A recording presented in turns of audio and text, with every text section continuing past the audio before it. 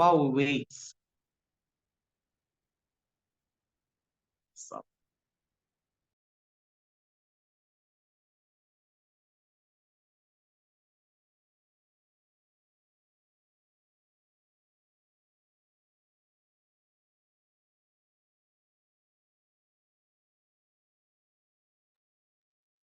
So more people are joining. Welcome, guys. Thanks for joining us. Thank you for making time out of your busy schedules to join us today. Let's just wait a little more to let more people come before we can start. Thank you for your patience. Don't worry, you're going to have a good time today, and we're going to keep the time too. So we're not going to take all your time. Don't worry, like you can just, hi, Ubuntu from South Africa. Ubuntu is one of us here at the AFPC. It's in the Southern African region in South Africa. So who else is here? I don't see, okay.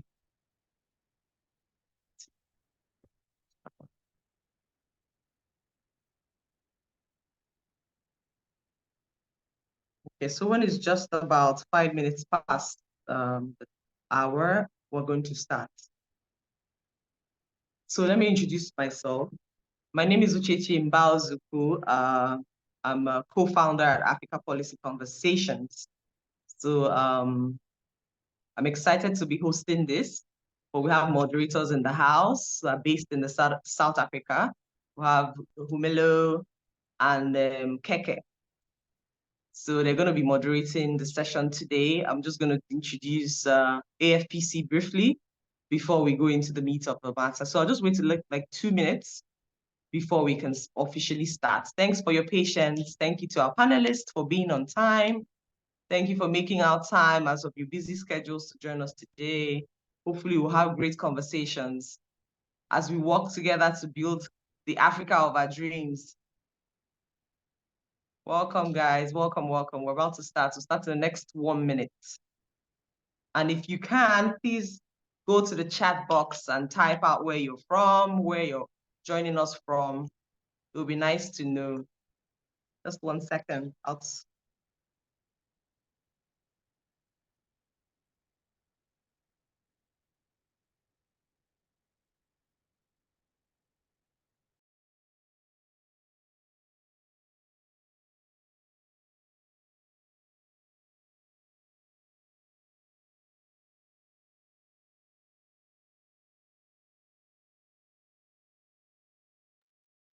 All right, so we'll just start. So AFPC stands for the Africa Policy Conversations. So we're a Pan-African think tank. We're based in, we have members from across 3 continents, here in Africa, in Europe, in America, not America. We're registered in Nigeria, in South Africa, as well as in the United States. We have over 200 volunteers. We have thousands of members in our community. And why we set up Africa Policy Conversations, we set it up as a solution to the problems we have on the continent. If you look around, you know that we have similar problems on the continent. So Africa was colonized, and a lot of these things are as a result of colonization. And then sometimes we feel like we need to belong, and then we go and copy some of these policies and things that work in Europe, and we paste them. So we copy and paste on the continent. But we need African solutions to African problems. So that's why we set up AFPC, Africa Policy Conversations, so we can have these conversations, because when we have these conversations, we'll be able to dissect the issues and try to proffer solutions. We also talk to stakeholders from across the continent, people in the legislature, people in the presidency, people across, even business leaders, people in the grassroots. You know, we try to talk about the problems because we believe in having data-driven solutions, you know, to the problems we have on the continent. So like I said, we have members from across the continent. And also, if you're interested in joining us, you can also do so. You can reach out to us on social media at Africa Policy Conversations, on Instagram, on Twitter at Let's Talk Policy, so you can join the conversation. We have policy conversations across the continent. We had one in Ghana recently at Full Circle Africa. We're having one now on the South African elections coming up in 2 months' time. We also have one that was scheduled for this last week, but we rescheduled it in London with the Africans in the diaspora. We also have a yearly annual on the sidelines of the United Nations General Assembly. We have policy conversations there with the key stakeholders, in the policy space. So these are the things we do. We're self-funded. We also receive donations from well-meaning people that share the vision, so that we can keep having these conversations. And beyond just having the conversation, we also prefer solutions. We work with people in the states and national assemblies to try to implement laws that user-centric laws that favor people on the continent. We talk about these problems all the time. You go on Twitter, we rant about all the problems we have, but this is going to be used as a vehicle to solve the problems, to solve the problems that we have across the continent. So I'm not going to talk too much. I'll just touch on some of the programs that we have. We're youth-led, female-led organization. And some of our programs is a program we have called It's Her Turn, because we feel like it's the turn of the women. Women have been sidelined for centuries. And now we feel like women in this data shows that women that are leaders, female leaders, make better leaders, right? So it's a campaign we have we're throwing across the continent. We are working with some media partners and some major stakeholders to increase the level of women representation in all arms of government, in business and other spaces. We also have framing a new legislature, because we feel like some of these laws and these policies, we need to go to the legislatures, to come up with the solutions, work with legislators, talk to them about what the people need and what we think the people want, to make the continent a better place. So yes, I'm not going to continue talking. I'm just going to pass this on to my colleagues. Nigeria. I'm going to pass this on to my colleagues in SA, Humelo and Keke. They're going to be moderating the session today. So thank you guys for joining us. Please stay tuned. Please tell everyone to join. Tell your friends, tell your enemies, everyone to join.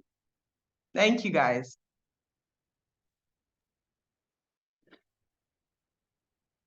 Thank you so much, Mrs. Ochechi.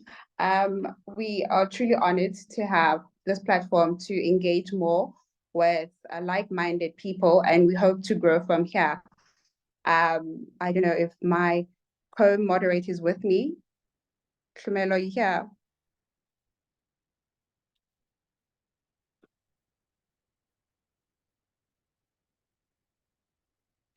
But nonetheless, I go by the name of Diketseng Zanzaba. I am a community lead of the Southern African portfolio, and we are really excited to grow the Southern African, because like Mrs. Ochechi mentioned, that we have similar problems in Africa, and there are ways for us to collaborate and grow and actually reciprocate certain rules and regulations or policies that worked in other countries to work in other countries as well.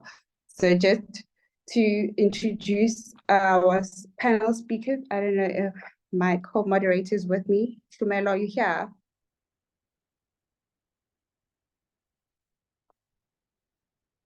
Tlumelo?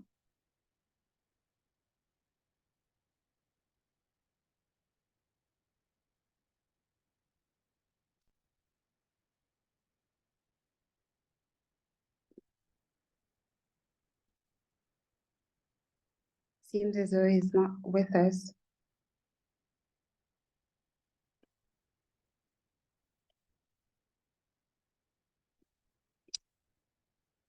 Hello?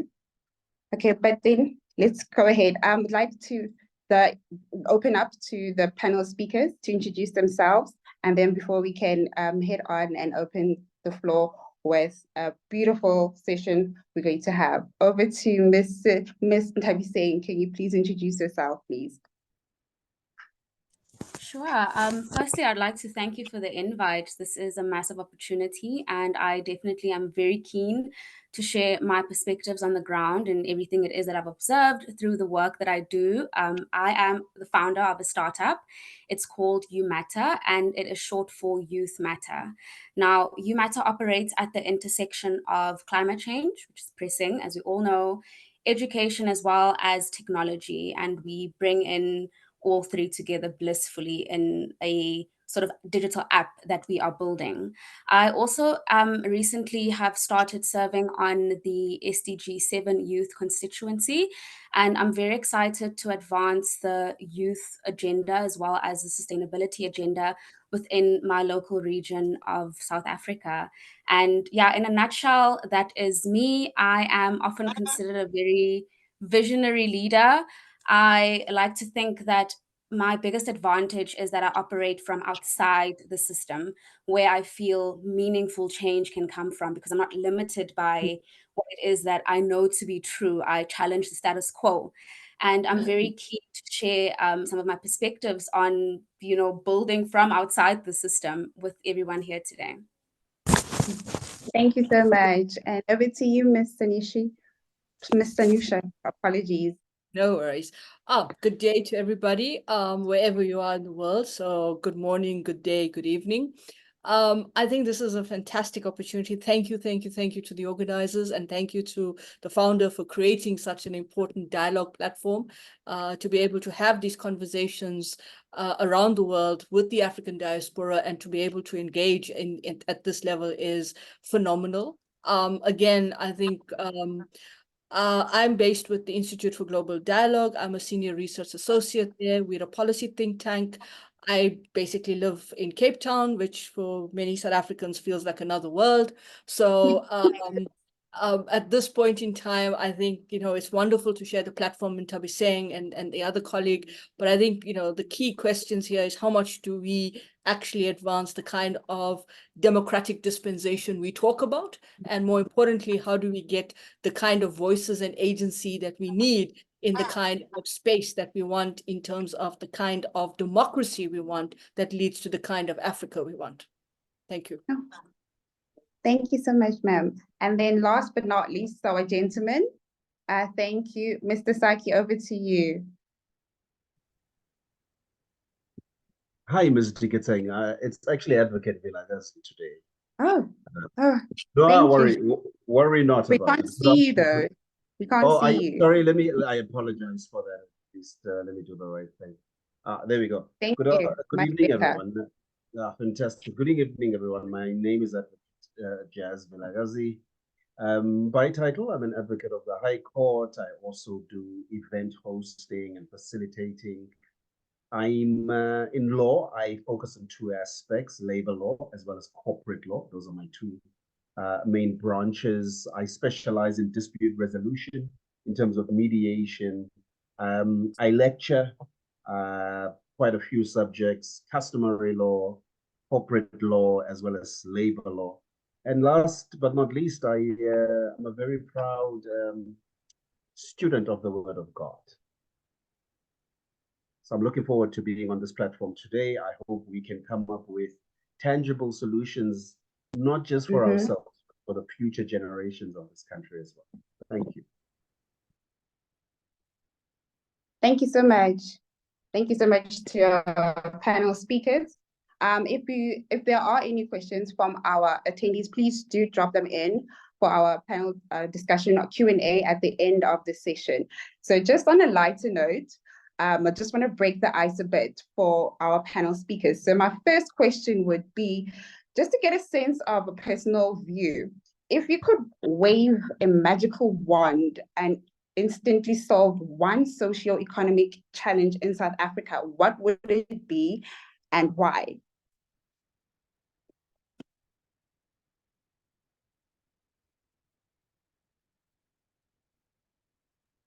Hi, Perhaps I'll have a go at that.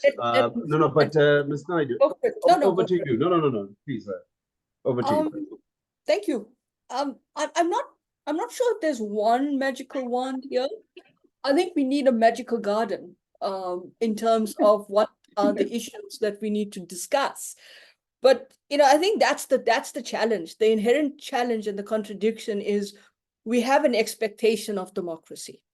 And in South Africa, when we moved to that moment of 1994, I was just finishing my first degree, going into my second degree, and it was a very euphoric moment. I mean, if you look back to the kinds of images that I'm sure we're going to constantly be bombarded with in the media in this year, because it's the 30th anniversary of our democracy. And I'll be very keen to hear how Nthabiseng interprets this, because for where she comes from and where I come from, in terms of what was that moment for me in 94, it was as if we've achieved the insurmountable, is that we'll manage to be able to overcome a behemoth like the apartheid state, like that apartheid system. And with all of the sacrifice and all of the loss of lives and the kinds of inherent inhumane practices that happened, we overcome that. And it was not that this regime was able to legitimately delegitimize our voice and our agency, but it came through a lot of loss of life, sacrifice, dislocation of families, a bad education system. And as we're speaking, people are reflecting on the kind of socioeconomic challenges that were inherent at the time and what has been achieved in the last 30 years. And you'll see this across the spectrum when you listen to the ruling party's election manifesto launch, when you listen to the President Ramaphosa's State of the Nation address, when you listen to the January 8th statement in celebration of the ANC being the oldest movement stroke political organization in the continent, is that remembrance of what 1994 symbolized. And of course, Mandela was the epitome of that democracy, of the human rights, the transformation, and so forth.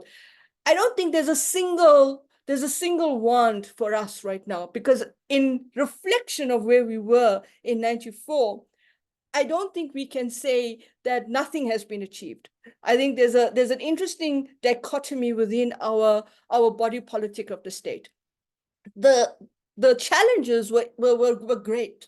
There was an integration of a society that was basically marginalized. The majority of South Africans that were marginalized, cut off, and didn't have any kind of access to education, to resources, to social economic access to water, sanitation, etc. And for the first 10 years, first 15 years, this government did well.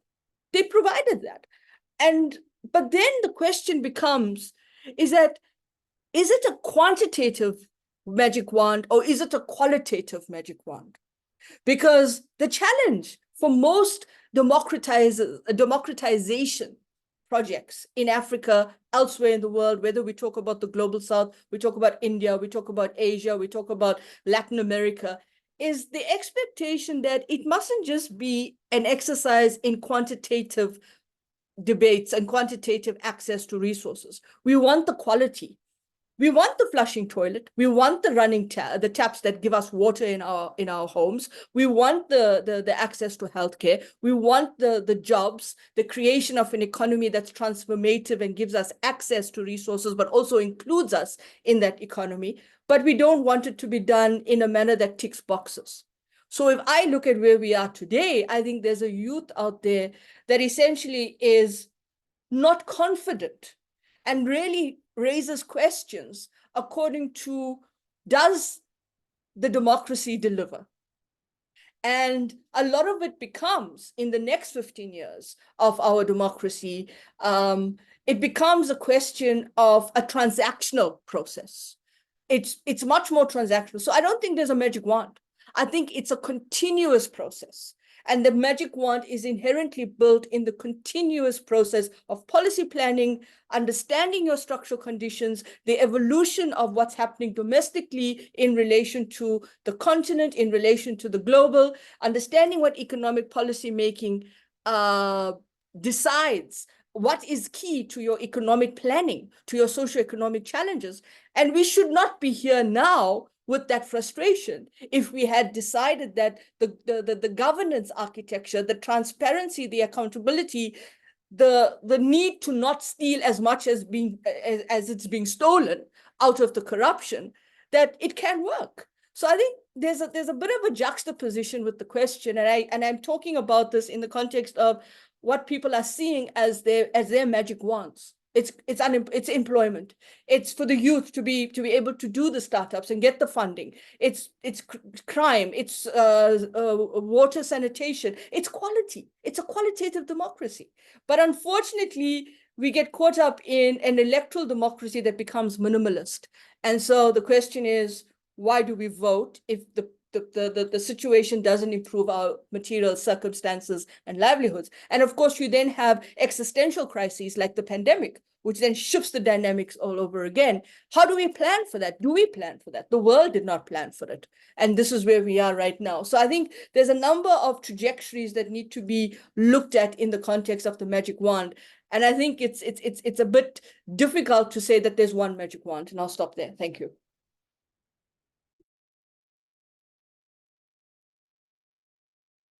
I will follow up. Okay. Over to you, I'll Nthabiseng. follow up. I will follow up from Ms. Naidu. I was not born in 1994, and I'm revealing my age here. So I don't have that inherent loyalty to the existing governing party that I witnessed in my parents and older generations. I also must say that young people today, we're growing increasingly less satisfied with democracy because we have these unmet expectations within this democratic context that promised us so much more. At least that was, the impression that we had. And not to have young people sound entitled, as people would like to call us, but we have aspirations, we have talents, and we want to see that materialize within this democracy. So if I had a magic wand, I would definitely look at issues affecting young people. And currently, for me, that is the youth not in employment, not in education, and not in training. In South Africa, we've had the youth NEET rate hover around this 30% mark for over a decade now. And we really need to ask ourselves, why have we not substantially seen a significant decrease in that rate for the past decade? It's really troublesome, especially if you are an empathetic individual like myself, where when I see these stats, my first thought is to think about the people affected, right? These 30% rates and these high unemployment rates, they have human faces. And that really also speaks to like the painful lived experiences of young people. So if I could see in my lifetime, and I don't think I'm asking for much here, but if I could just see a substantial decrease in that rate, and it's not only an issue that's unique to South Africa, it's somehow a global issue. I recently came across an article which stated that the International Labour Organization rates that every 1 in 5 people, young people globally, from the ages of 15 to 24, are within this NEET category. So we really need to start thinking innovatively about how we can socially include youth and factor in their aspirations, their talents, and their ambitions.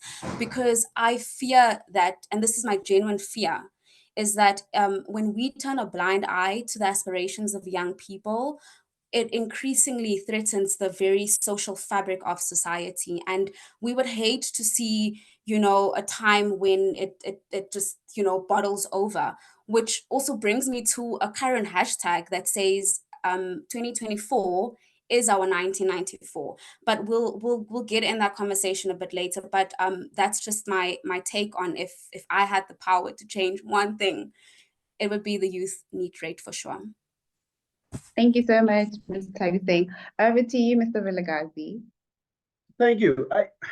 I think the question is a fabulous question, but I think the danger behind it of having a wand is that it simply looks to one party to solve the problem.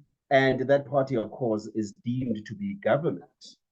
And what it does further is that it creates a communistic thinking. Now, one feature of communism is that the people believe in a communist state that they don't have the power to change their lives, and government has all of that power. So all the ideas belong to government. And unfortunately, or well, at least fortunately for us, we don't live in a state like that. So as I look at it, I mean, it even comes down to issues that we've spoken about. The previous speaker spoke about youth unemployment. And who is to solve that problem more than anything? If we're looking at government, then I think we are misplaced in that thinking, primarily because it is government's job not to create jobs, but it is government's job to create conditions that foster a job environment. And if I make a simple example, consider Checkers 60/60 or consider Uber or e-hailing services. Has that exploded? The answer would be yes. And why is that? Well, because of technological advances that we have within the country, et cetera, et cetera. So we see from that perspective alone that in its own way, government has actually created the environment and entrepreneurs have come in and fostered this changing of a system where we were only beholden to taxis, and now we've got e-hailing services which come right to your door and drop you wherever you want to be. But if I had to then come back to the question of a magical wand, I would say that in fact, perhaps the answer lies in what JFK said when he effectively said, and this goes out to our youth more than anybody else, ask not what the government can do for you, but what you can do for the government. And I think as soon as we answer that question, we'll be on our way to being a much more successful country. Thank you. Thank you. Thank you so much. I think I love that line. And also bringing into what Ms. Sanusha highlighted about the contradiction between what we have in South Africa experiencing. One person in the rural areas cannot be affected the same way with someone who's staying in the suburbs. So my question would be, do you think we live in a country where socioeconomic issues favor those who have the resources to cater for them, or is it a thing of it's those who seek opportunities to make sure that it favors them, and those who are unfortunate or the marginalized will always believe that government will always save them? I guess I would ask Mr. Vilagazi to take this one. So I think there's a psyche builder or psyche in which people think in a certain way. And I think this is one of the drawbacks of freedom. I think what the first speaker had indicated that it felt as if we had overcome an insurmountable hill. And there were certain promises which were made, we'll provide houses, we'll provide free education, etc. We'll provide water. And to be fair to government, to a large extent, government has actually succeeded in that. There are more people with homes now than there were in 1994. There are more people with electricity, albeit that it's not as stable. Now, if we come back and we look at, well, is it really about location? In that somebody can live in a dilapidated or in rural area and be less likely to succeed? Or is it about city life being the ultimate indicator of success? And the clear answer there is that would be a no, because if people were successful because of the area they were in, then everybody in that area would be successful, and that's an impossibility. So it comes down to drive. It comes down to ambition. It comes down to seeking of opportunities. If you look at the makeup of our cities currently, and I've had the pleasure of living in Cape Town, Durban, and now Johannesburg, you'll find that my view is that the people that really drive this economy are people that are not naturally born in that city. They've been born in far off places, the Eastern Cape, in the Limpopo and Northwest areas. You find those are the people that are really driving these economies in these areas. And so I think that goes to show that it's not necessarily about where you come from. It's about really where you're at and what you're willing to do in order to carry that forward.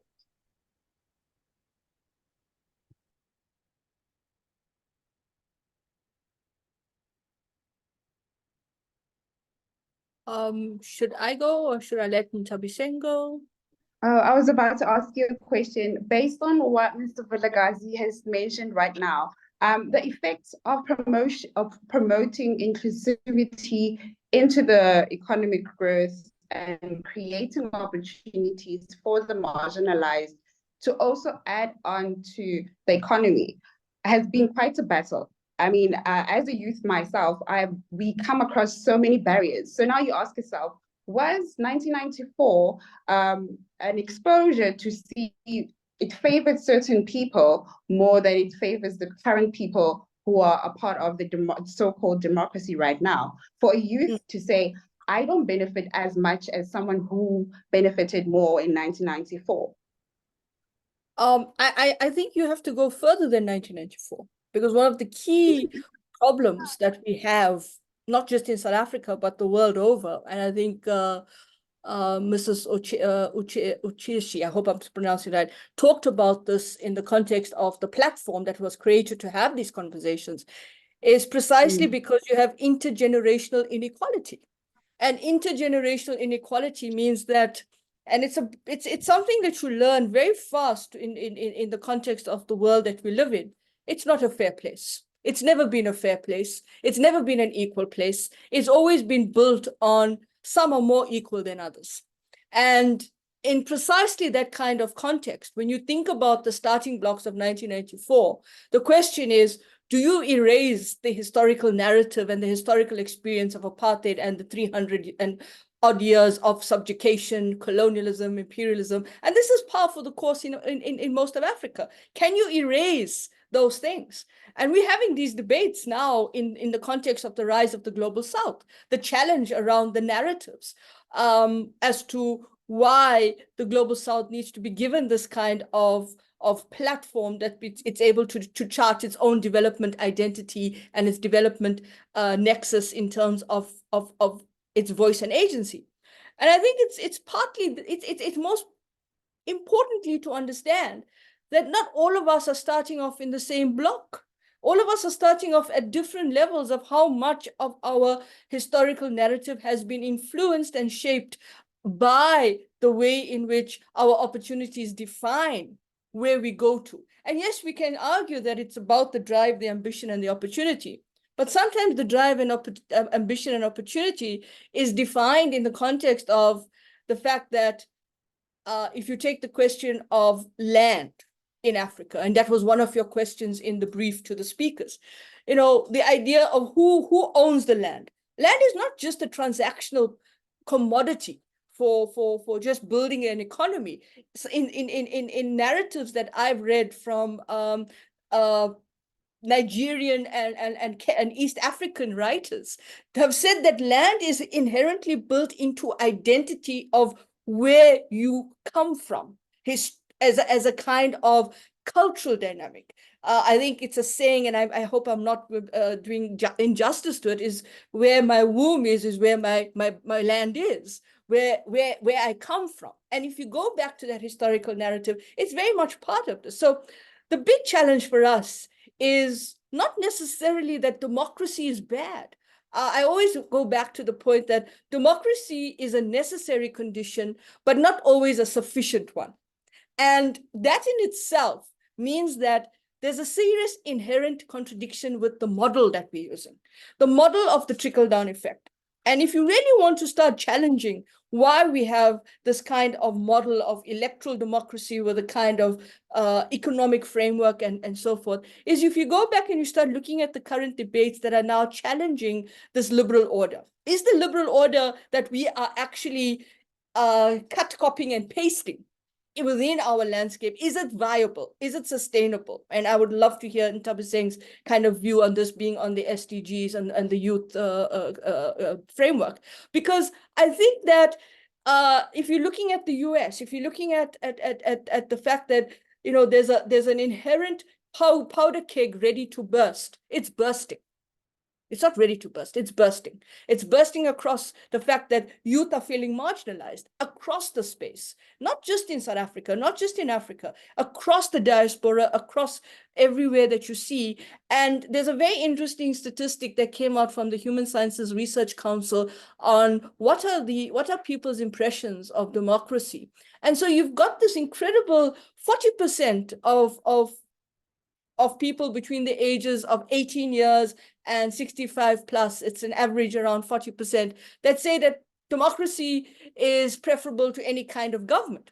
But then you've got an interesting dynamic where you take around about 37% across the age groups again, who say that democracy is preferable, but at the same time, they're saying in some circumstances, a non-democratic democratic government is preferable. And you ask yourself why they're saying that. Why is it that you're having this kind of moment where 2024 is the 1994? Why are you having these debates about access to opportunity? It's not equal access. And of course, you have policy that tends to also play a kind of a limiting role. I would say that the drawback is not necessarily, what did Rousseau say, if you're going to start quoting philosophers? Rousseau said that man is born free, yet everywhere in chains. I prefer the Marxist Italian philosopher who says the old is dying and the new is yet to be born. And in the interim of all of this, you have the consequences of the modalities and the morbidities that we are facing. So I think we're having this juxtaposition of tension. I think there's a different interpretation based on what has been your experience, what has been your access. If you come from the areas where you have to keep fighting for your survival, it's a different kind of experience. But I also think we tend to misinterpret these concepts and ideologies of communism and socialism. Those were never intended to have a government that is supposed to be authoritarian. I think the way we have fashioned the narrative around the liberal democracy and the economic engagements around the liberal democracy is that they were political projects to say, look, this system works in a particular kind of framework, and that system doesn't work because we're going to be communist. I think it's a question of interpretation again, because if you really think about what's going on in Europe now and the rise of the right and the social and the extreme right, and if you look at the US's democracy and the crisis that we see in the US democracy in terms of what happened in Michigan with a serious minority group that said that they are non-committal to vote for the Democrats. And that's key, because those are key people that are younger in the US democracy as well.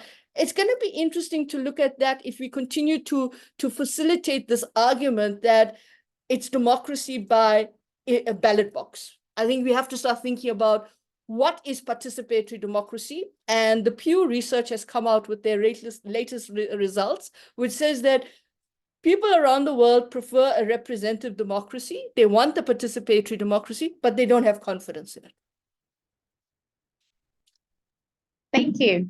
Ms. Nthabiseng, as the youngest, and as a part of the youth as well, the question would be coined around democracy. Do you feel that democracy is fair to the new generation, our generation? And do you feel like, are we pushing enough or challenging the democracy that we feel like it should be challenged? I mean, we were born into a constitution that was already embedded. We just took it and we never questioned anything. Some of the clauses in the constitution can be challenged. Do you think as a youth, are we really pushing the narrative of actually understanding that we can fight off and actually challenge some of the democracies that we are told? I mean, was it 2 weeks ago? Our president told us that Ntwalo, who was born in 1994, benefited from the social grants and some of the programs that were given from 1994 up until date. So my question is, do you feel that the youth have a democracy or feel like we can challenge the democracy we are seeing today? Thanks for that question, Keke. So from my perspective, youth are growing increasingly dissatisfied with the current democracy. And we are starting to question why things are the way that they are, which we've accepted for quite some time, but now we've entered a stage of transitional fatigue, where and also to Ms. Naidu's point about where you spoke about the intergenerational inequalities, we are also seeing that in our daily lives. There is a sort of inherited wealth and inherited connections that some people would benefit from in comparison to marginalized young people, and this underscores the systematic barriers that we all face in wanting to progress in life. So that already speaks to just how unfair we currently view democracy and how unsatisfied we are growing within this current democracy. If you look at young people's struggles today, we are increasingly more in debt. I have not even begun to think about starting a family. I'm not even remotely close, irrespective of my mom having already, been married and having children at the current age that I'm in. So there's also less chances of us owning a home, and the list is quite endless, and this all feeds toward these expectations that are not met with the current democracy.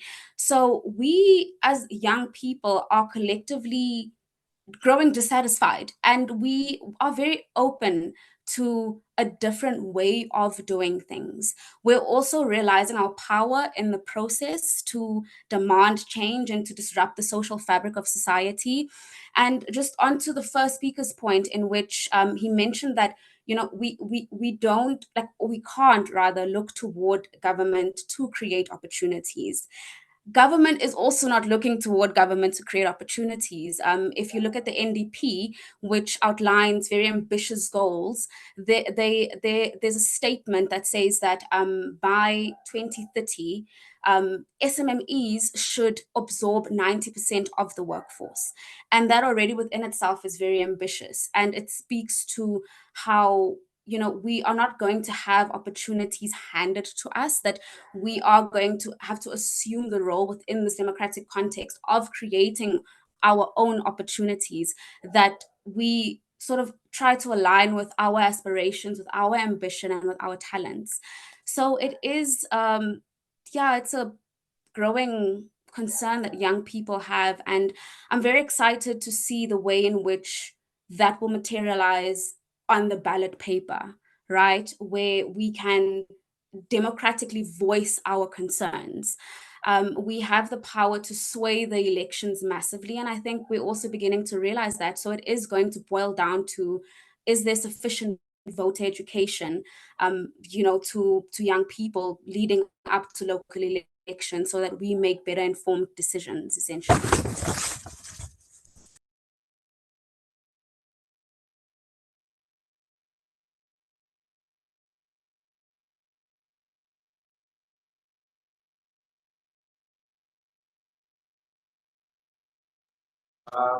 Perhaps if I can, sorry, Mr. Klaba, if I can just ask, just as a follow-up, and I know it's not my point to ask, but Mr. Nthabiseng raises the issue of the youth are increasingly frustrated by this type of democracy that we have. Are the youth able to say what the solution actually is? And what solution should there be? What sort of government should we have? Should we have a dictatorship? Should we stick with a democracy? Where should we go? Considering that they do have the power to sway an election, although I don't believe that they will, because there's just voter apathy in this country in high proportions. But where are the youth saying we should go? Thank you.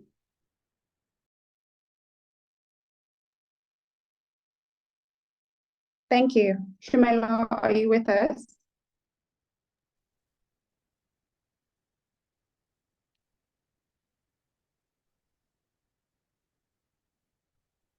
You're not audible.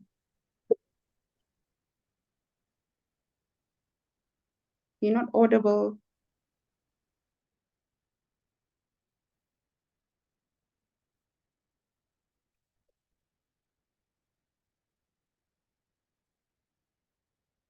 You're still not audible.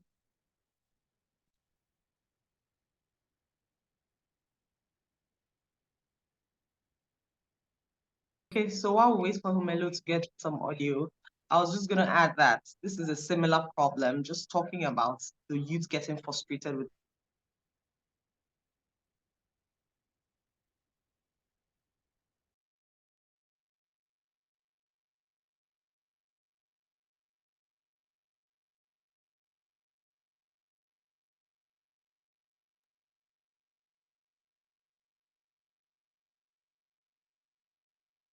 Hi, can anyone hear me? Okay, sorry. Yes. So talking about copy and paste, right? Democracy is something that's well, we all had different versions of like governance, before we were colonized in Africa. And I feel like because of our cultures, some parts of Africa, people are quite subservient. You can't talk to your leaders, you can't ask your leaders questions because you're supposed to be respectful. You're supposed to not question them. The older ones, you don't question them. And we realize that why democracy works in the Western world is because we have the ability to ask our leaders questions. If we don't like what they're doing, we protest and then they change those things, right? So is it more effective? The former president of Nigeria, President Olusegun Obasanjo, came out recently to say that it's something that, just like the youth said in South Africa, that African democracy, like democracy doesn't really work in Africa. He thinks we need to reimagine democracy, maybe come up with an Afro democracy. That's what he termed it. Afro democracy, where we kind of merge our culture, and find the type of democracy that works in Africa. So maybe this is, like said, I'm so happy this is coming up because it's part of the policy conversations and preferring solutions to the African problems that we have. It just goes to show how similar we are all on the continent, and we have these similar problems. So I'll throw it back to Keke or Humelo if he has audio now.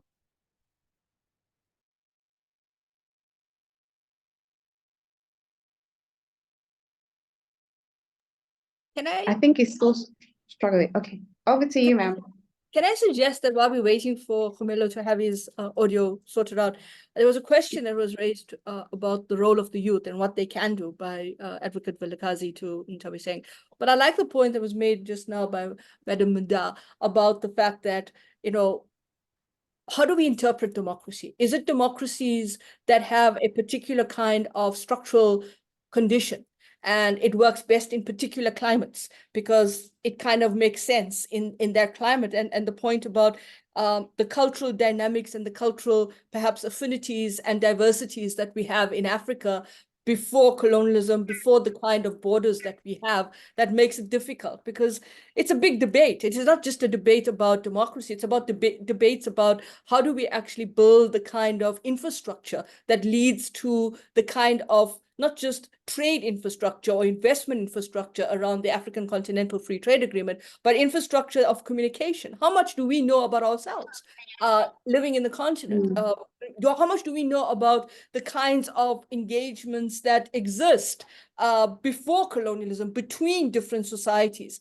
If you take Southern Africa, for example, you can actually see and hear the dialect of the Ndebele language that filters across the Southern African region because people were basically moving across different kinds of landscapes and they left their influence, even with the language of Swahili, for example, and the influence that this had over particular societies. So I think it's a very fundamental question about the fact that when we do import the kind of structures and the kind of structural frameworks of what is best for us when it comes to democracy, we tend to assume that's the magic wand. That if we import that democracy, whether it's an Athenian or a Greek philosophy of democracy, democracy by the people, for the people, of the people, which has now become representative democracy of representatives by the people, of the people, and so forth.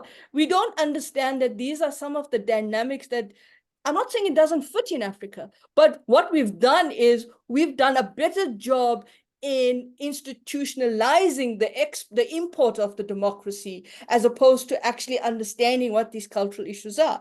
I don't think there's a one size fits all in terms of we need a one size fits all in terms of the type of Afro-democracy that the former president spoke about. One of my favorite writers is a Nigerian writer, Ngozi Adichie. And she's very powerful in terms of how she talks about narratives. I mean, she stood up in one of the most impressive international Berlin conferences and schooled them on what colonialism did to Africa. These are the kinds of people we want to have to actually start building the narrative that doesn't tell us that the narrative has a one size fits all on the top. My last point, and I'm sorry to be long-winded on this, is I don't think democracies are really working in the West. I just want to be a little bit facetious on that point, because I think there's a pushback against democracy.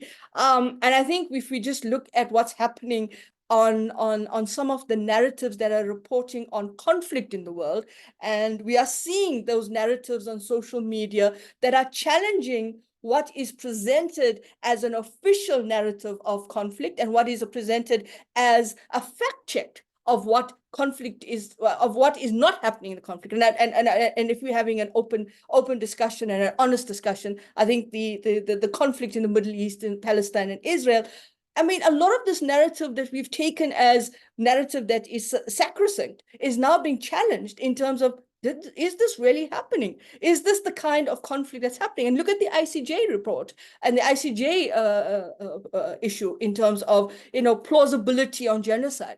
So I think those are some of the things that we have to come back and start learning about ourselves. I always say to my students, and they have the same question: how do we do this? And I say, you must learn to walk before you run, and learn to jump before you leap. Thank you, ma'am. And then I love the fact that you touched on technology. Look, living in a technological world now, and we see that technology is actually playing quite a huge role, particularly now also in politics, as well as we're coming closer to elections. So my question would also be, it's open to all the panel speakers. How can technology be leveraged to actually increase transparency and reduce, because we know a lot of African countries, even here in South Africa, we struggle a lot and we see a lot of corruption. And particularly now that we're coming to the elections, we're already hearing words as the system is already rigged. But I'm like, but we live in the world with technology. You can actually trace if there is rigged systems. So now I want to know, how can technology and how can we foster certain policies that could bring in technology to actually advance South Africa even more?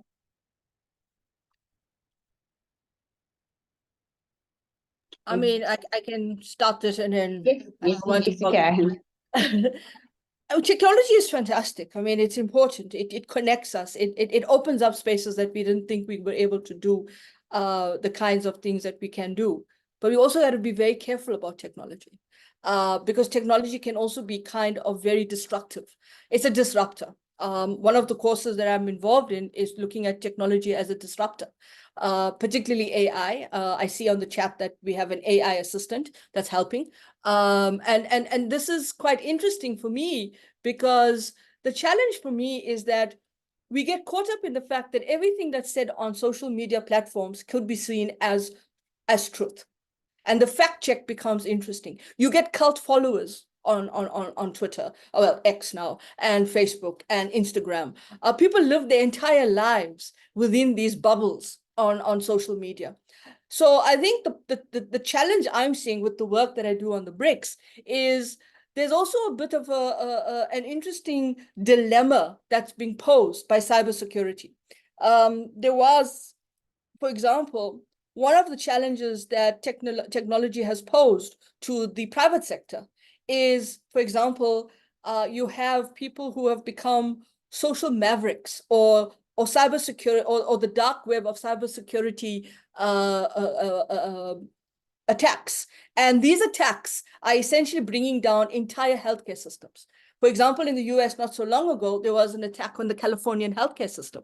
And that was done as a cyber attack because people are angry that their access to resources, or that there's this whole kind of private medical care where it's really expensive to get good healthcare because you got to pay an exorbitant amount. We know this in South Africa. We know what it's like to go to the clinics and they're not functioning in the optimal way. We see the healthcare professionals going on strike because they're not feeling that they are included. They are not being their worth and their value is not there. We see the doctors that are not being placed, and they are now raising up a whole lot of questions about that. Teachers are frustrated. So the problem as well is that I always say to my family and my nieces, I say, technology is not your friend, because you leave a digital footprint and it comes back to haunt you.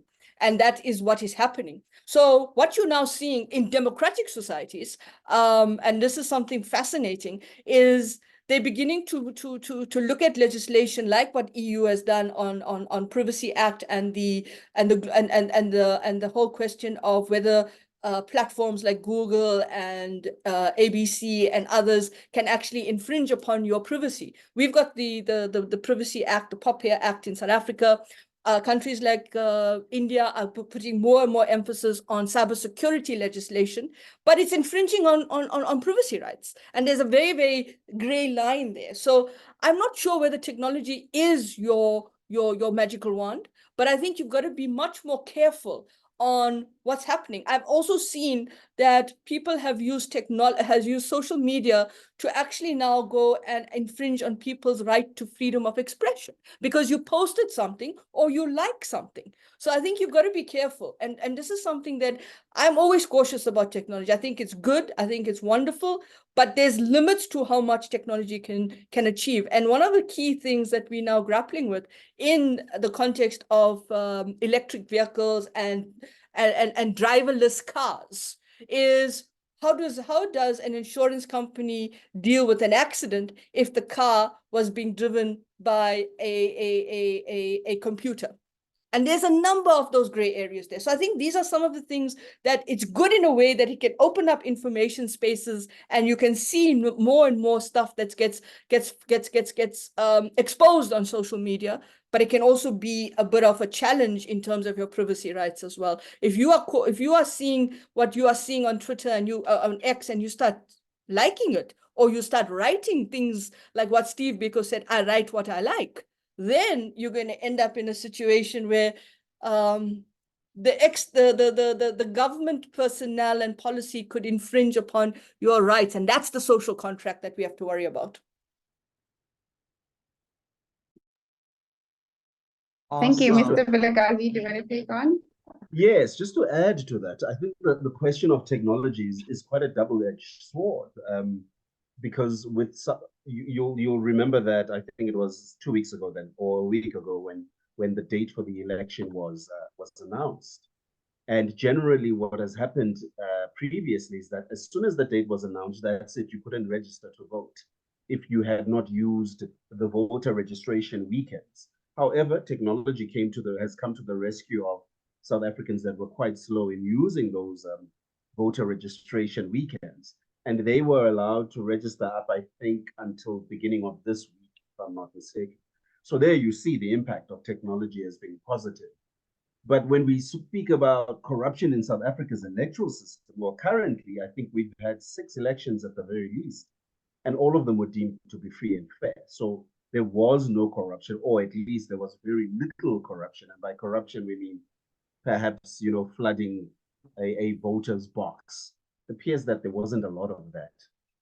So technology, it has been used. And another way that we've seen it is in 1994, I was pretty young, but I was a teenager at the same time.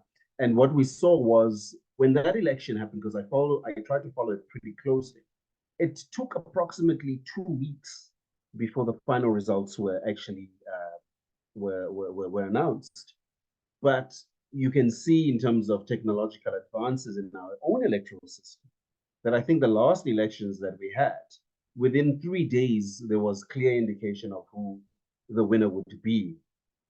So we see again that technology has come to the rescue of South Africa's electorate being able to access the voting box, as it were, and being able to partake in understanding how quickly results can be announced in that regard. But let's use America as an example. And we know that in 2016, effectively an election was stolen from Hillary Clinton, who got the popular vote. In other words, she got more votes than Donald Trump. Yet Donald Trump became president. Yes, the electoral system is there, But one thing that they found was that Russia had actually used the technology in order to influence American voters. And you would see that when Biden then came to be elected as president, that all of a sudden Americans actually woke up and said, you know what, we are actually going to go out and vote. And then there was less reliance on technology as a means of information in order to inform one as to where one's vote should go. I think there's a massive danger, and that's the terrible side of technology. One last example is leading up during President Zuma's reign as president of the country. There was a photo doing the rounds where President Zuma allegedly had his hands around this very voluptuous lady. And that photo did the rounds without being questioned. And as far as I know, it turned out that that was actually a photoshopped image of him. Yet what it did was to effectively impugn on his dignity, as it were, because that photo wasn't real. And these are the dangers that we're facing with technology in this country.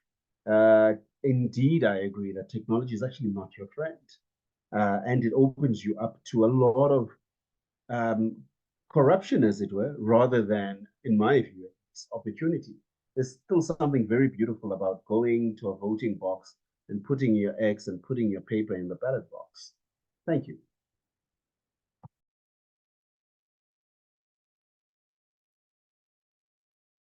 Thank you. Nthabiseng, do you have anything to add regarding Yes, if I- technology?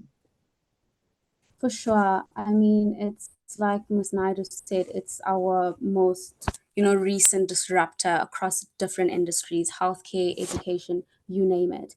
But Africa is still realizing the potential of technology within all of these spheres.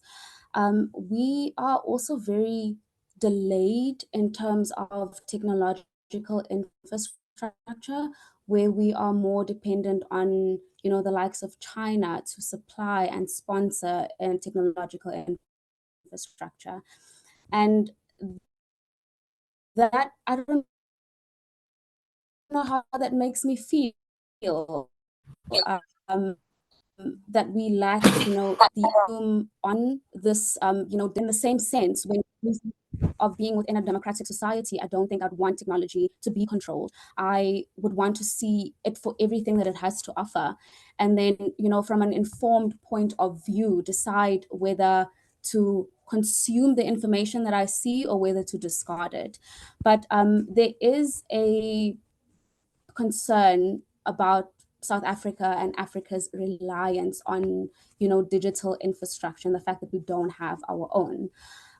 African nations, I would say, would have to look at diversifying infrastructure sources as well as investing in our own infrastructure, and whether this can be relayed to other African countries within the African Continental Free Trade Agreement. That's something I would love to see, but I want something that's our own, essentially. So that would be my 2 cents on the technological debate within the sense of democracy. Thank you. I see that the conversation is really insightful. I just want to open up the floor to the attendees who would like to ask questions, because we can see there are some questions in the chat. Mr. Rizani, if you could pose your question, the floor is yours. You can unmute, please. Yes, good evening. I'm not a ghost. Thank you for telling us. It's fine. I hope I'll be audible. Just a quick question. I'll just simplify it by reading what I wrote on the chart. With the current leaders of government that have a different ideology of what democracy meant for them, I see we're blaming, or we are tending to paste this on the current political leaders or leaders in government. They had a different understanding and objective or expectations of what democracy should bring to them.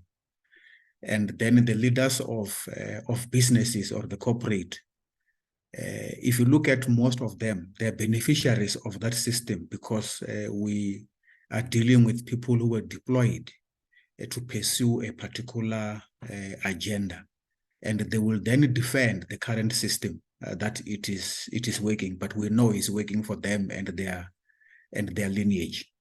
You now have the majority of the people who are now caught in the middle or who are left outside. And unfortunately, it is the mass, it is the representative of what South Africa is currently facing, because the wealth and everything has netted off and separated those who are associated with the current system in terms of what it has benefited. Now, what we're discussing here is not about democracy at all, I think, according to my view. Now, would changing the current electoral system and the leaders be the solution? Or should the youth fight for the space in the current political arena and take over? Are the youth not passive in this democracy and not consolidating their views through existing structures and systems and use the current system to change the course? Or are we participating outside the areas of direct influence that will lead to change on the things that we're crying about? Yes, all the issues that we're raising are genuine, but are we actively participating in those spaces to be able to now champion the future that we expect? I think for me, that is the question which I'm posing to you, to say, we can debate all these things, but what should we be focusing on? Is it going to vote in May and change? Because the system is still, we're still going to vote for the ANC. And if you could have understood the changes, there is not going to be bigger impact on the individual candidates in terms of what they will bring into changing that which we are caring about. But maybe we can be able to debate this and find a perfect solution to be able to be the changers of that which we're worried about. Thanks. Thank you so much, sir. I guess it's posed to any of the panel speakers who's willing to answer. All right, let me try it. Thank you for the question. Let me take a part of that, and I think that goes towards, is the solution what happens at the ballot box on the whatever it is? I think it's in May or something to that effect. And unfortunately, it's not. Ms. Naidu actually put it pretty nicely when she said, you know, in '94 there was a belief that now we've hit to the top of the mark, and I think for me the electorate might actually misunderstand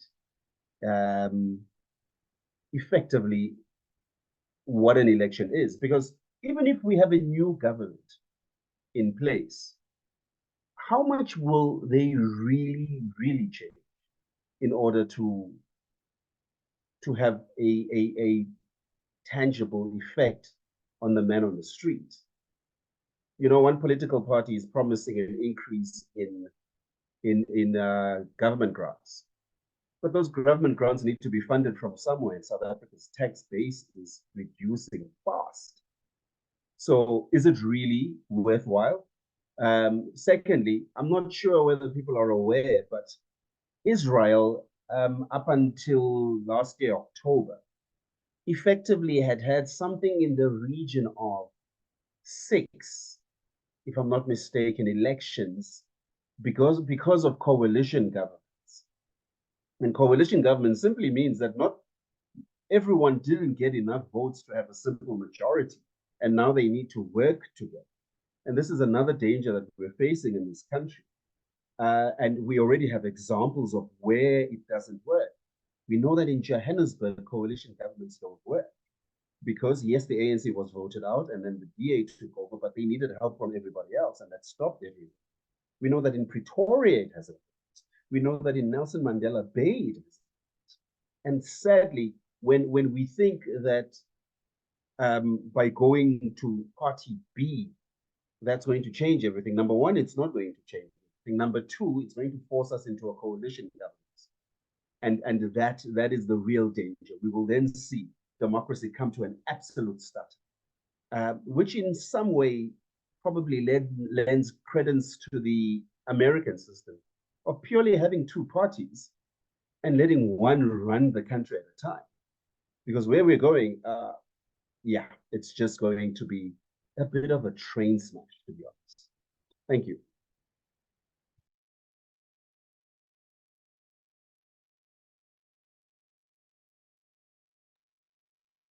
Perhaps Nthabiseng wants to, get that question that she was asked about the youth. It would be nice to see that. Are the youth passive, or are they much more active than some of us are not seeing? Are there any youth who want to ask a question? Surely there should be, participants who would love to ask questions. Any takers? Nthabiseng.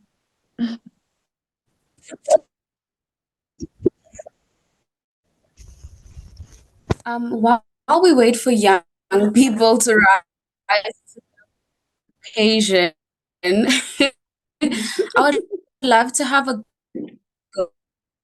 go at You're breaking. Nthabiseng. Nthabiseng, you're breaking quite a lot. I can't hear you. Youth involvement. I share the sentiment, and a lot of young people share the sentiment that we simply are not angry enough, right? We accept the situation. Can you still hear me? Much better. Yeah, you were breaking earlier, but you can continue. Thank you.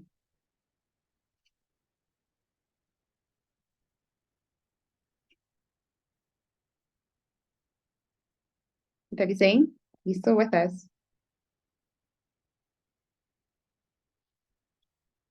Seems as though we've lost her.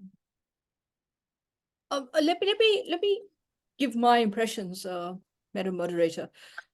I think, if you're looking at the question that was raised and you're looking at this question about the youth, I mean, it's easy to think that they are passive. But I think what we don't realize is that there's a momentum that's building up at universities. There's a momentum of mobilization. And it circles back to the point about social media platforms. There are conversations being had. People are talking about this. And I think that in many ways, being passive is actually the road map to becoming much more active and a much more active citizen, because you know what your space is. And Nthabiseng is back, I think. So yeah, go for it. I was just trying to keep the conversation alive.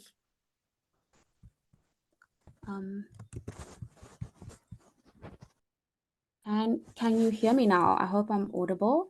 Yes, you are. Yes, you're audible. Perfect. So I will have to switch off my video camera just to increase bandwidth. But my take is that I share the sentiment that young people simply are not angry enough. And my camera has frozen again. Can you guys still hear me? Yes, we can still hear you. Oh, perfect. So I do share the sentiment that young people simply aren't angry enough to sort of incite actual change within this democracy. And the young people that we do have in South Africa that emerge as leaders or that show promising signs minds, they get recruited by political parties, and they become a part of the campaigning, and they become, a sort of poster image of youth involvement. They essentially dip their fingers in the cookie jar, and before you know it, they stop fighting for the needs of young people because they no longer relate to these expectations that young people have. So yes, we aren't angry, get recruited. So that's also one thing. I would also say that currently we have like an increased spearheaded by your social media and your online technologies. And this also, I don't want to say we grow apathetic to what is happening politically. It just looks so messy. Where do we even come in? So yeah, young people, some growing sense of change needs to happen.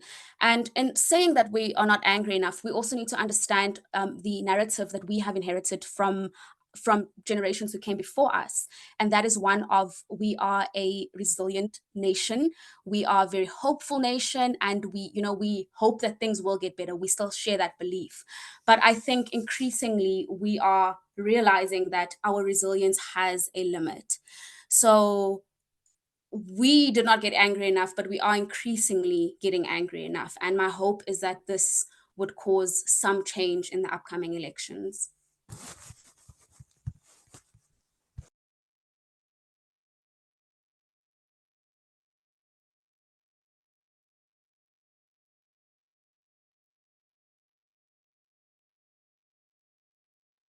Oh, thank you. Sorry about that. Thank you so much. Miss Sanusha, You on mute. hello? Oh, Yeah. yes, Miss Okay, you know. I was saying you can go ahead and add on to what you were previously saying. Well, I think what's really important for us to understand is that, the youth also may not necessarily display their anger in the way that perhaps others will display their anger. Is there a level of complacency? Perhaps. Is there a level of frustration? Definitely. Is there a level of not being able to be able to get into the spaces they want, and their anger is there? It's latent in many ways. But that anger is not about the fact that they are passive. Their anger, I think, is just the fact that they see themselves, and they see themselves in this bubble, in this context where they are essentially trying to figure out, what does life mean for them in the next 20 to 30 years. And I was waiting for Tinswalo to be brought up, because Tinswalo was the poster child of the democracy, and to be able to show that, this is the child that went through these many hardships and all of that, and essentially tried to get to where they were, and she became the poster child of that. But the problem with it is that Tinswalo's life is here. What does Tinswalo's future look like? And I think we've got to take that context and contextualize it in the way that it happens in the context of where they are now. And I think what Nthabiseng is saying is that the anger, and they're not angry enough, but I do think that they are, in that passiveness, there's a fire. There's a fire that is whether or not they protest themselves in the way that they should. Do they protest and not go to vote? Do they protest and not decide how they want to do things? But the point about this is that they're doing it in manners and ways that I think is going to become difficult to contain.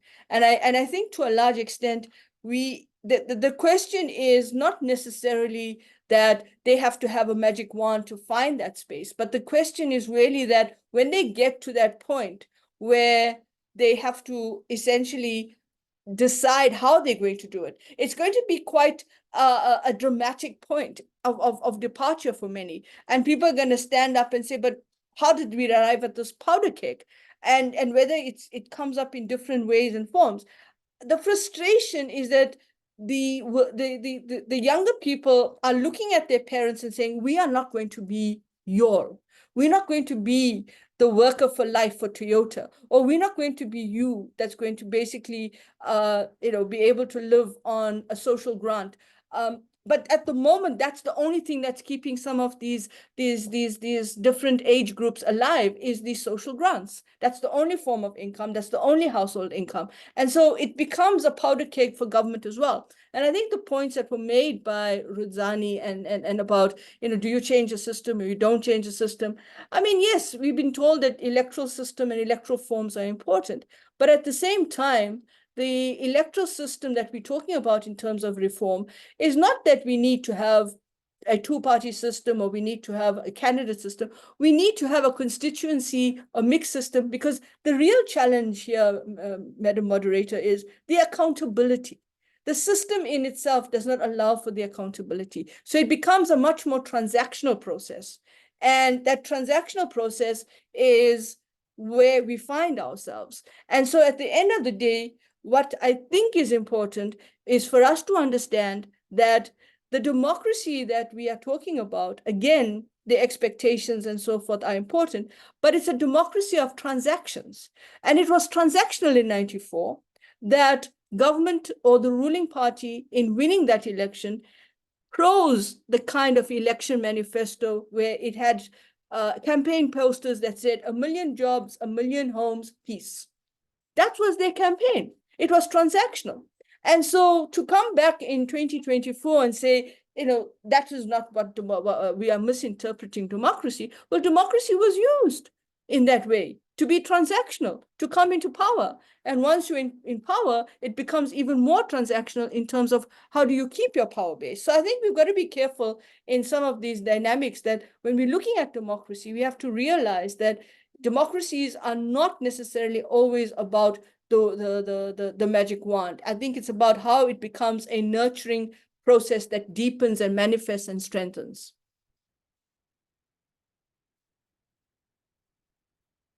No, thank you so much, ma'am. My next question, just to add on to what you've said, when we bring it back to policy recommendations, I mean, we've had so many policies being written. Some of them are great, and we also know South Africa is known for having the best policy, and yet we still struggle quite a lot with implementation.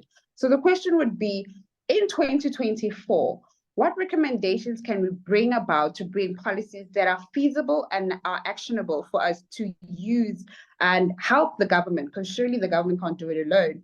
As civil society, as well as think tanks coming together, as well as the private sector, to actually come and engage on policies that are actually actionable.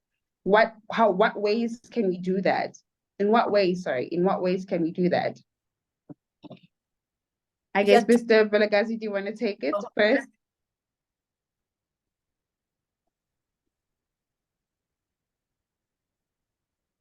All right, thank you for that.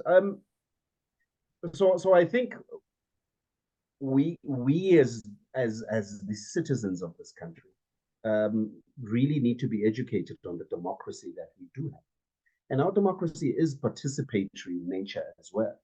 And one thing that we don't do is that we don't partake in this democracy. A lot of the times, the reality is that it's a lot of stone throwing rather than people actually making a concerted effort. So when we start, and perhaps a good example of this is when e-tolls actually started in Gauteng. And there had been public discussions and debates that government had rolled out, and nobody actually went to them. And then when e-tolls came out, people then started throwing stones, effectively complaining against the system. So when we now look back at, say, or at least we look forward towards, what sort of policy considerations can we put going forward that can better inform our democracy effectively and strengthen our government and also open up opportunities? I think first things first, we effectively need a party a political party that is for the people without necessarily being attached to political ambition. And that's probably one of the hardest things to achieve. But if we were, and we've got these in civil society, but they can't, they are also attached to some sort of political ambition or wanting to go in a specific manner, but we need that sort of, in my view, organization that is always going to be at the forefront, in particular the youth, because they are the next leaders, that is always going to be at the forefront of saying, well, this is the next policy or bill that is going to come up in this country. Let us go and partake in it as the youth. So whether it is, I think Mr. Nthabiseng made an example about SMEs and 90% of them. The fact that it's a lofty ideal does not mean that it cannot be achieved, and perhaps achievement even at 60% will be a job well done by the country. But the questions, but it starts at, are we wanting to take part in discussing those instead of simply leaving them to our politicians? And so this idea that I have of this party that is free from political influence, but is simply going out there to look after the needs and ensure that these voices are heard in the correct spaces. By correct spaces, I mean places like Parliament. I think that's possibly a way for us to start being more participative in a democracy that we have, rather than just, being spectators in it. And unfortunately, at the moment, that's where we're at. Secondly, I think other policies that we need to consider is, with no doubt, we are probably deep into the, is it the fourth industrial revolution that we're now on, which is information technology? We're probably deep into that. But we need to now say to ourselves, what could the next industrial revolution be? And how far are we, as the people that are going to be running this country, involved in that as well? Because without us speaking about it, without us creating hubs for it, I know that in Kenya, for instance, that's the Silicon Valley of Africa, as I understand it. So these are people that are affecting the policies that will be made simply by becoming hubs of the next technological advancement, as it were. So we also need to be involved in that space in order to be able to give effect to this democracy, but also to be assisting to government, because they don't know it all, and the ideas lie with the people. So that's my view on that. Thank you. Thank you, sir. Ms. Nthabiseng, do you want to take? Are you still with us?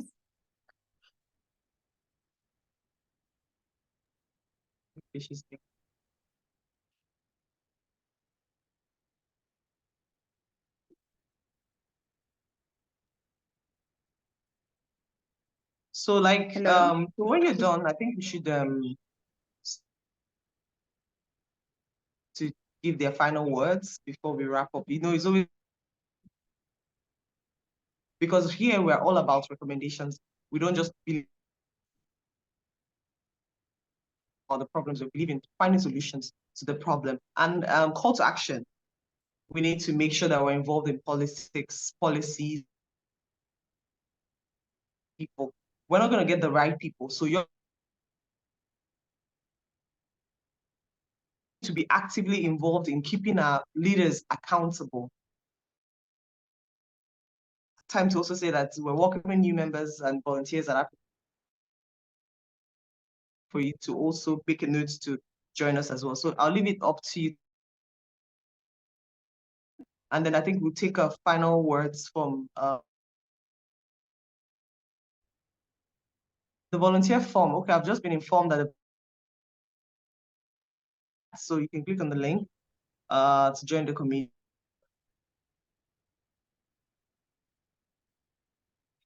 Thank you, Mrs. Ochechi.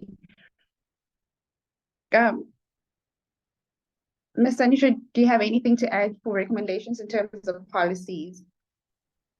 Yeah, I mean, I think the problem is the way recommendations are structured is normally based on this idea that we can change things with the kind of broad brush or broad platitude of, if we have the kind of policy space that enables for younger youth or younger voters to become part of the policy space, we can do that. I don't think that's the way to do that.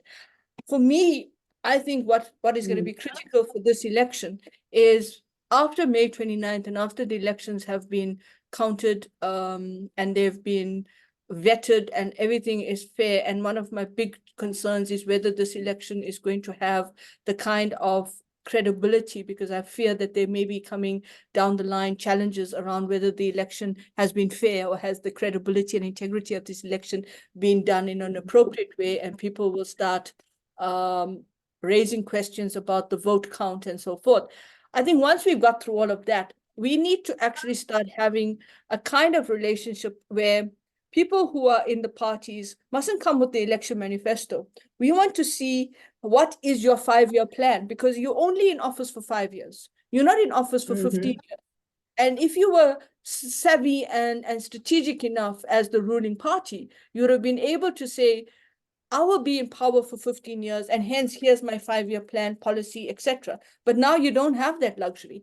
And I think that's the challenge. The recommendation that I see in the election manifestos needs to have a greater awareness of education outside, where this kind of very effervescent that we shall increase the social grant to 1,400, we will bring down poverty for 6 million people. Those are all kind of shots in the dark. We want, and perhaps the youth will want to see the how.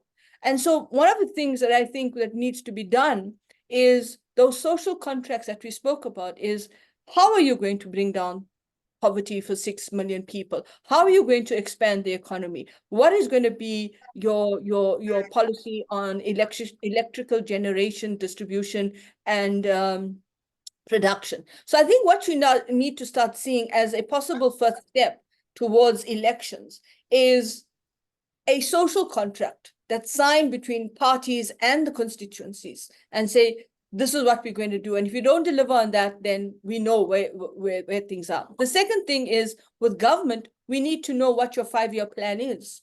We need to know what that means. Are you going to create rural development? How are you going to do it? Are you going to bring in university graduates to help? So there needs to be a social contract of sorts. But I feel that the sense that we get is that a lot of this is about the fact that people come in, or election manifestos are structured in a way that it's so broad, and it's like, it's like a moonshot pact. And I use that in the context of the coalition, multi-party coalition, that everything is going to happen. I can do this, I can do that. And the point that I'm trying to make is that do what you can do. Don't give us everything and the sun, because you can't deliver on that. And so the challenge for me would be to have at least 3 or 4 key recommendations on the health system, the economy, on youth and integration of the youth into particular areas. And then lastly, to say, this is what we will be able to achieve in 5 years, as opposed to giving us everything in the kitchen sink. And I think for me, that recommendation is something that you go back to in the next election and say, yeah, but this is what you did, and this is what you didn't follow. No, thank you. And in closing, Nthabiseng, do you have any last words? And as for the youth, just a call of action to the youth now that we're drawing nearer to the elections. What do you feel like, or what do you want to see post-elections? And what do you feel like should be the right way for the youth to actually take on positions and roles to actually play a vital role in South Africa? So just in closing, I would like to emphasize youth voter education as a guiding principle for helping us make, informed decisions when it comes to who it is that we're casting our vote to. It must be informed by a thorough understanding of what each party stands for, apart from, the policy lingo and the political lingo and, you know, the catchy slogans, and in time we'll see influential personalities dominate their campaigns. So despite all of that, I would really encourage young people to take time to educate themselves, especially if they are like me, where you're not, you know, loyal to any one specific party, but rather a collective cause of seeing the young people's aspirations and their potential come to fruition within the next 5 years, which also is a very short time if you do think about it. And it really makes me question just, you know, are we giving like sort of band-aid solutions to make ourselves look good within these 5 years, or are we actually tackling real changes? One would be looking at the unemployment. I believe that, you know, we have a very short-term approach to unemployment. In post-COVID, we've seen an influx of teacher assistants, and in the Western Cape, I've also seen, you know, the rise of taxi conductors within taxis whose job it is to count money for the taxi drivers. You know, it really begs the question of just how meaningful are these measures of employment, and is it a band-aid solution to make you look good, or are we looking long term, in which we take into account the aspirations of young people, their unique talents? Is there a way to incorporate that somehow into the supply and demand of labor? And again, it's very aspirational. I mean, but I still have very aspirational views of where this country could go, especially from a point of view of looking at it from the outside of the system, where I'm not limited by the complexities that actually exist. But yeah, young people just want their potential realized meaningfully. So that is where I would close this conversation. Thank you. Thank you so much. And Mr. Vilakazi, any closing words? And also, are we on the right track in terms of our roadmap to a better South Africa? One of my favorite posters is a poster that has a Jewish faith leader, and it says that South Africa is a good country and it's going to become better. And I love that poster because I always want to look on the positive side of life. I think what's happening in this country currently is any of the growing pains that most democracies have. And if we're going to stick with a democratic system, then we shouldn't give up.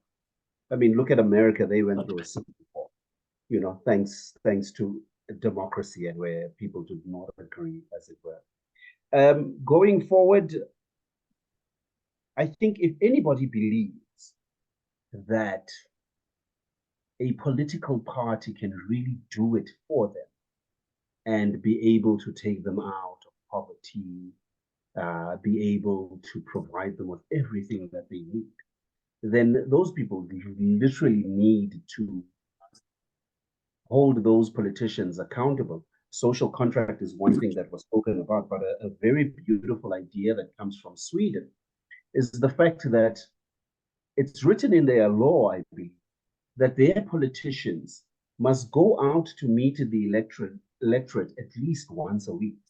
So they literally go out and walk the streets and talk to people. And I think that's what we need if we're going to say that we've got politicians that hear us and they take us seriously. Because currently the disconnect is very wide. It's true probably that our politicians don't hear us, and you know, every 4 or 5 years we get people dancing, people praying for our votes. So I think we need to be more participatory in that regard, and that's probably one of the quickest and the easiest ways for us to hold our politicians to account, by them coming out every week to come and hear the concerns of the common. Thank you.